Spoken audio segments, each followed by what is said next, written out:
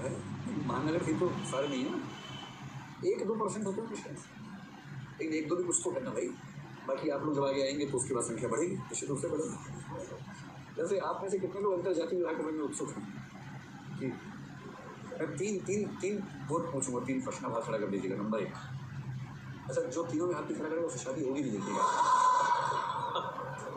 ये मतलब मेरा श्राप है आप लोगों को, अगर कहीं भी हाथ खड़ा नहीं किया, ठीक है, चलिए तो तीनों में से किसी एक में हाथ खड़ा कर लेना, ठीक है। 3 ऑप्शंस हैं, तीनों में से किसी एक में हाथ खड़ा करना।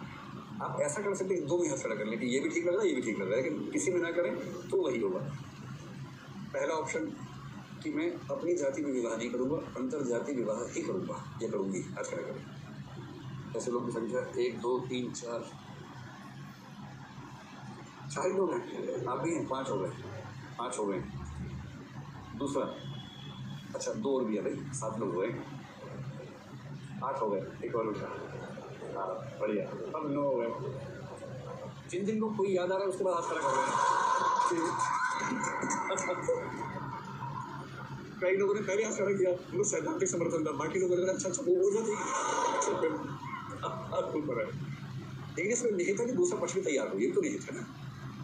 चलिए दूसरा स्टैंड है कि दोस्ती अपनी जगह है, अफेयर अपनी जगह है, फ्लर्ट अपनी जगह है, कि जब शादी की बात आएगी तो शादी अपनी जाति में ही करेंगे। हाथ खड़ा करें।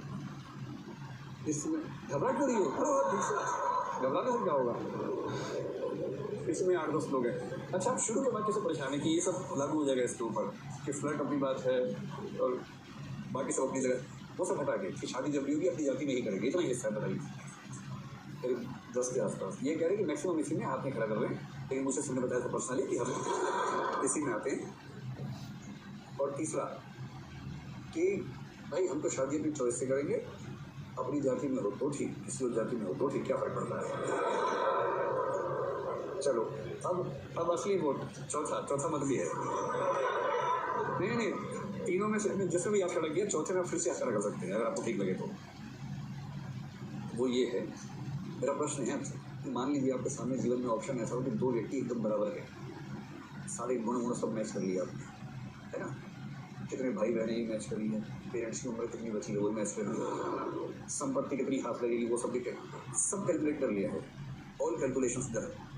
और उसके बाद आपको 2 व्यक्ति एकदम बराबर लग रहे हैं, इतना कंफ्यूजन है कि पेरेंट्स को बेटा फाइनल कपड़ों पर से शादी करोगे, आपने कहा पापा सिक्का लाओ और टॉस करके देख लेते हैं, ठीक है, ऐसी स्थिति है, इतना बराबर है।